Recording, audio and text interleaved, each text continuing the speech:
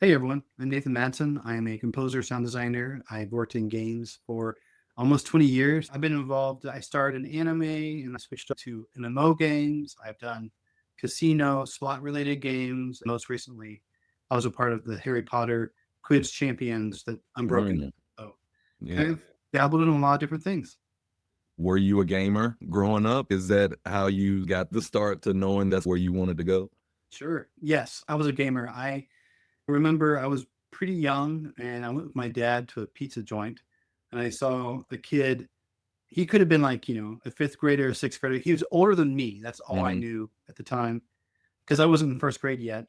And he was playing Super Mario Brothers, just the 8-bit Nintendo arcade Hmm. cabinet.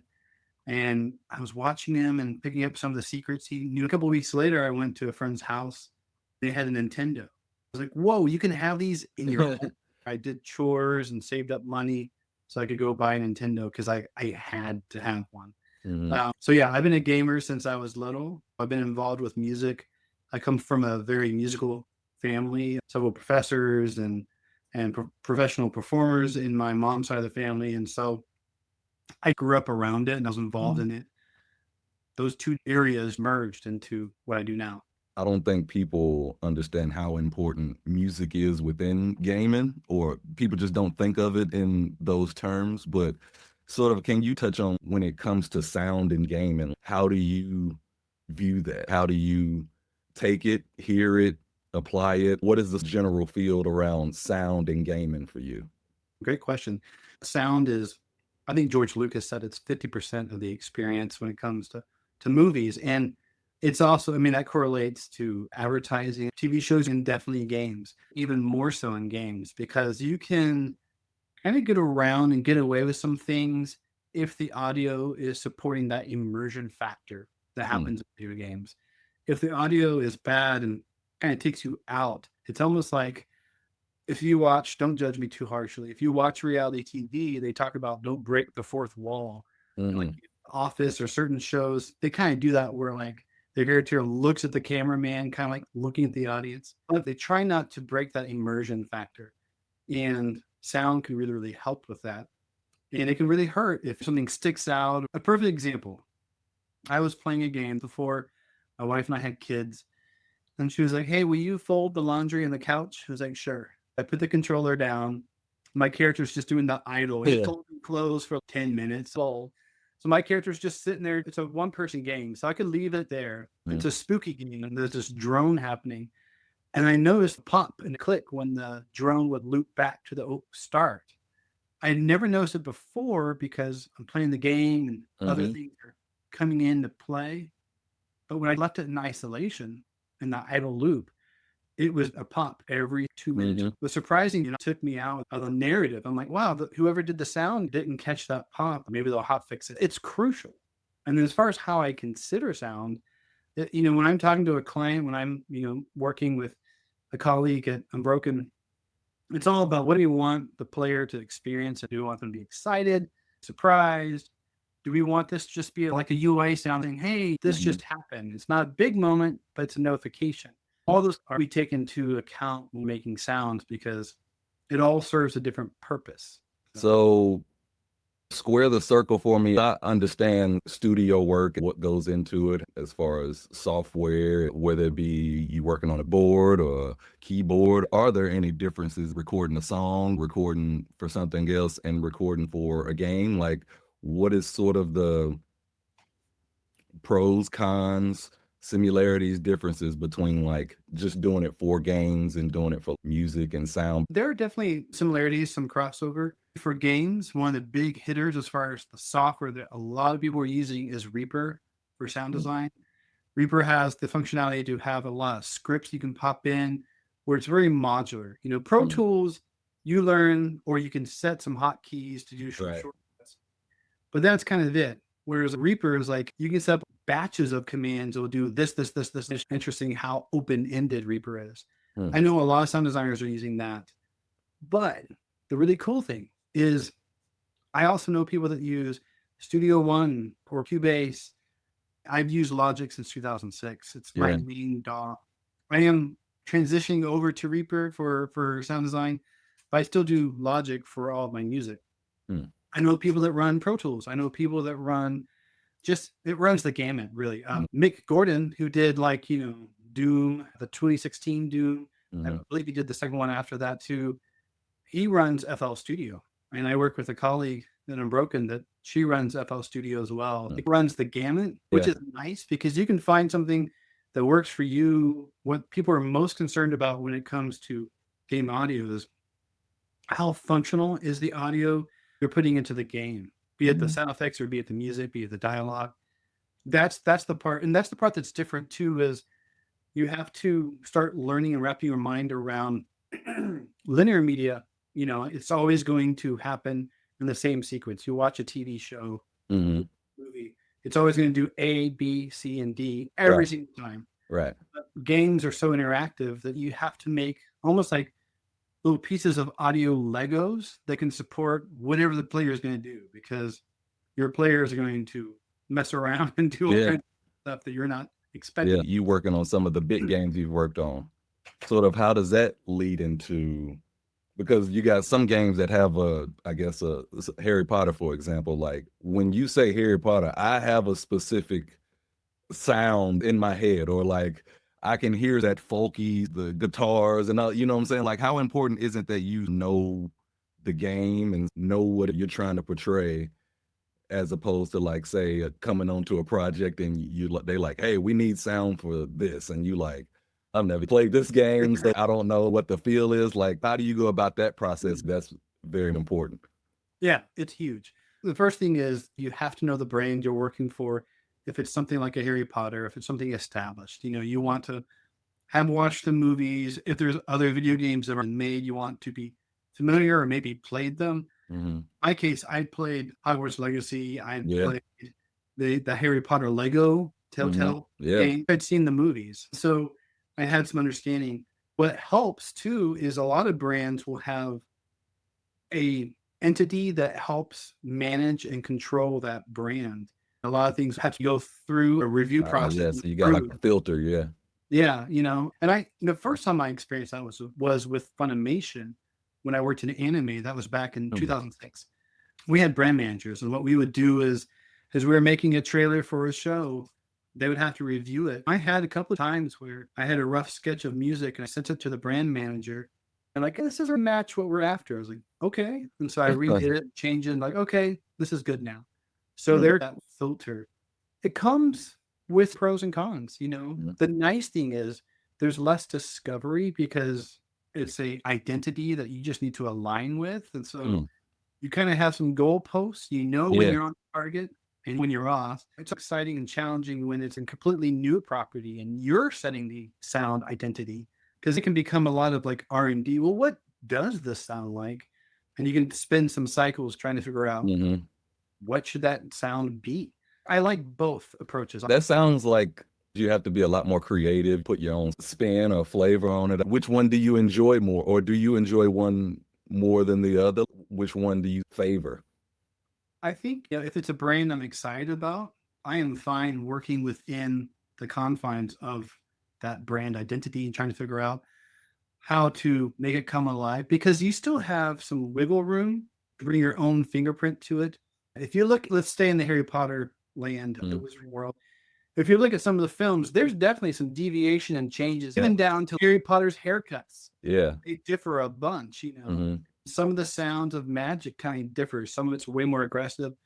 At the earlier stage, like the first film, the magic is tame. They were still figuring out. We didn't know it'd be the huge hit it was. Right. Right. And by films 4 or 5, it was a mega hit. There's a lot more time, budget, and resources put into it.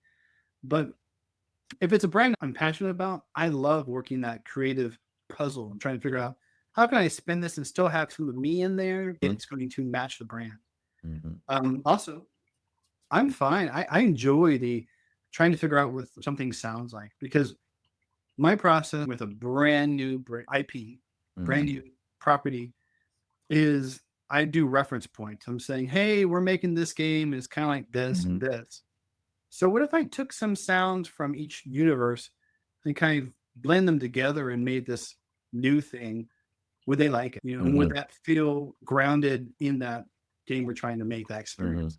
Yeah. It's a lot of fun to do both. I view all of the audio I do as a big puzzle. I'm trying to Yeah. figure out how to make something fun. Yeah. How is the process like pre to post production? Like what is sort of the steps you kind of take to get there? Do you work on one more than the other? Is one key? I'm sure you have instances where sound effects might not happen all the time, but it might be so important that you have to have it in this moment, or in some case, something like that. So like, what is more important as far as like production and sort of your processes and how you go about it? Pre-production to me is all about trying to find the right recipe. I do this even when I'm technically not in pre-production. When I'm brought on as a freelancer, I do a lot of side work. The first piece of music or the first sound effect I'm doing for that client, you know, I may have been on the project for a day or two. I don't know the project as well. I've not been on it as long. And so the first couple bits of pieces or things I throw over the fence for review, that's kind of R&D and pre-production at a sped up speed. I'm trying to learn what sound they want here and what's right. That's like pre-production. So pre-production is figuring out what's the recipe we're trying to find. What's fun and also challenging about pre-production is nothing is really defined, down to even like the rules of the game, because the designers are trying to chase the fun and figure out what is fun and what kind of sucks, and where can we get more on the fun factor. And then, you know, the looks, the aesthetic of the game are all still in flux. The sound too is in flux. In a way, pre-production is me falling back from team because they're trying to prove out concepts and I'm letting them, you know, find that right look and feel and pace. And I'm trying to solve the tech issues of like, hey, if we want the sound to do this, then what's the system I need to build to make that happen? The sound may not be the right sound. It may not be the final sound at all. But if it does the two things I wanted, that's a success. Then as we move into production, we figured out a lot of the look. We figured out the rules. We figured out the pacing. We figured out what's fun. Now I'm trying to say, does my sound match and align with the look and feel of the game? Pre-production is like a blue sky period where you throw everything into it. I'm totally convinced, like some of the games I play, I'm a huge Rocket League fan. The very first time I played, I was like, this is such a crazy concept. And you can almost like, you can imagine in your mind, whoever, you know, was behind the team, the initial core concept was like, dude, what if we took RC cars and like soccer with them, you know, because they're clunky. What if we had Hot Wheels? Those moments during pre-production where the people are just going, what if? I'm like this crazy concept. And then you find the fun and polish, make it more in depth. Yeah. And so as technology start to escalate and you get more tools and software, what is that world like for you? I'm sure you use tons of software already as people start to use AI to help out, especially in music. How is that world for you adapting to like this tech and sort of how things are progressing, the industry in general? AI is a hot topic for a lot of people. And some people understandably get pretty passionate. They feel like this is going to take away from my work and, you know, and my ability to make a living. I don't wish that on anyone. I don't want that to happen to people. But you can't put your head in the sand. And AI is here and it will continue to be here. And it will continue to get better and better. There's a couple of things I have in mind about AI. One thing being that it can do amazing work in the pace it's getting better is lightning fast. So where I can use it to benefit and shave off a little time making something, great. For example, Logic, I do a lot of my own parts all the time, but occasionally I'll do little things where like Logic has built in a couple of AI-like things where like, oh, it can change this drum pattern and make something for this layer of the song. Usually I'll use that, then convert it and make some edits to it and make it more your own. So for me, I could have started and been 100% scratch. Right. I love food. It's like saying, do I want to make my pie crust homemade? Or do I want to go to the store and get the frozen pie crust? Because either way, I'm going to have pie. Yeah, either way. So And I don't want to make it from scratch. And if there's something that can help me, but I'm still putting my work and my fingerprint on it and Mhm. making it as much me as I can, I'm okay with that. I saw this great post on LinkedIn, but they're like, well, the thing is, AI art, you can just look at it and say, that's AI. I'm not an artist. Something about it, the way I it's think it's kind of like finished. somebody said it's the emotion. A lot of AI pictures seem emotionless. Yeah, I totally agree. Even with AI music, my wife and I were joking around. I have two small boys, and like most kids, vegetables for the most part are Yeah. they don't like them. Yeah. And I was joking around, and I had this AI thing make a heavy metal song about eating vegetables. It made the lyrics and everything. I could hear certain parts in the voice when it did certain things. I'm like, that's artificial. Mhm. And even my wife, who doesn't have a trained ear, could hear like, yeah, this is AI. But it was still funny and it was still pretty Yeah. effective. So Mhm. I don't feel like it's going to steal our jobs. I think there's still, like you said, that human element. I think it's going to help speed up certain things. It's like this isn't AI. I work a lot in Unreal Engine. The amount of graphics you can pop into your game. Like I said, I'm not an artist, but I could put in shaders and effects to make realistic water. I could put sounds to it. I don't know how to make water graphics. So it's amazing. It's a great tool for me, but also means everyone else that doesn't know how to make water graphics can do the Right. same thing. Mm. And so to your last part of the question, how do you stand out? You still have to find your way to make something quirky, unique, to add that X factor. I still think that's why we need great designers, great artists, great sound people. They're going to take these tools and use them in a weird way that the average user may not consider, and all of a sudden it becomes this really cool thing. Like, it reminds me, the Matrix didn't invent the camera, the Yeah. Matrix films. By setting up that string of cameras and taking the pictures in order, they were using the technology that already existed in an Mhm. unusual way. And next thing you know, bullet time was the thing for the next 4 or 5 years in Hollywood. We're still going to have those moments. I want everyone to calm down a little bit if about Yeah. AI, because you're still going to make good art if you put Mhm. in that you be what's the word, you be like industrious and be creative with it. Yeah.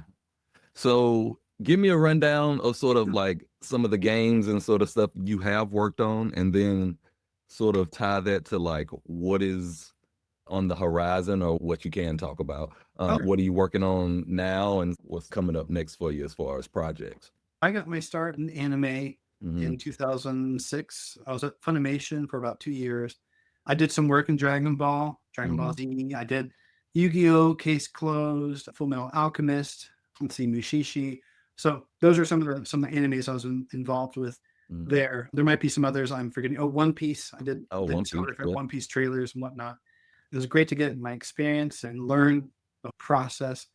Then I worked on Lego Universe, and also that was with NetDevil in Denver, Hmm. Colorado. And I also worked, let's see, I did some slot game stuff for a while, BK Games in Austin and Play, which has like 7 or so worldwide branches. It's a Hmm. huge company. Yeah. But on the freelancing side, then I did Skatebird, and I actually did the music and did some sound design for that game. That was an indie game, 2021, with Megan Fox, Glass Bottom Games. Mm. Great Wolf Lodge hired me to do a rewrite of their Magi Quest game. So Oh, it's the game that kids do when they stay at yeah. at Great Wolf Lodge. You have the wand, you Hmm. go around, collect things. So that was a lot of fun. Most recently, working on Harry Potter. That came out September 2024 with Unbroken. And right now, one of the things that's public that I can't talk about is I'm finishing up the score for Verballs. This is Boulder Games. Actually, one of my friends that worked at NetDevil with me Hmm. has gone on and made their own studio. And so Boulder Games is putting out this really cool platformer. If you think of the days of PS2, where you had think of like a Ratchet and Clank, Mm. and been writing music and implementing it into Unreal for them. That's been a blast. I can't talk about what I'm doing with Unbroken, but I'm working on several different things there. I'm always trying to learn more and do more. One thing we haven't talked about yet is every fall I teach a class at the University of Tennessee Knoxville. I've taught there 3 falls so far. I use the spring and the summer semesters to just revamp what went good last year. What could I do Hmm. better. And so it's a fall semester course for my students where they learn how to make music sound and voiceovers and pop it into Unreal and make their games and how to make portfolios, network, and get work with clients. It's a ton of fun. I have a lot of ideas for my fourth time around. Should be good. Teaching classes and stuff, because I guess I'm not sure as far as like the music side of it, but just in gaming in general, it wasn't a lot of avenues to sort of go to, specifically study this stuff. You had to try to find your way and make different avenues. How have you seen the growth of that program? How is that is helping the next generation or the next kind of crop of people who want to do this sort of stuff, kind of get jobs and things like that? Like, what have you kind of seen, with everything you're doing? Well, I mean, it's to the point you made earlier where you asked about music technology, just technology in games. Everything's moving so fast. AI is emerging and becoming more powerful, but even plugins, hardware, software you use that's not AI related, I mean, it just moves so quickly. So what I try and do with the class is give them, I want to give them in a small scale because we only meet once a week. So it's 14 sessions, lightning fast. I want to give them a taste of what it's like, things to think about, problems to solve when writing music for a game or making a sound effect. My aim for the course is two things. One, they'll either say, I definitely want to go down this route. I like game audio, so I'm going to pursue it. Or I want them to discover, I love games, but I don't like making audio for games because they're two different realities. Yeah. That's fine if they discover this isn't for me. Mhm. But then the other thing is I want them to peel the curtain back on some of the tricks we do when they're playing a video game and hear something interesting in the audio. They think I know how they're doing that. I think they're doing it with this and this. Kind of understand. I really, really want them. And one of the reasons why I use the spring and the summertime to revamp the course is because if those folks that decide I do want to pursue games, I want them to have as relevant, as clear of an understanding of what games are doing now. I never want them to be like, hey, I'm working this engine that was popular 10 years ago Yeah. or 15 years ago. I'm learning strategies and approaches that are so outdated.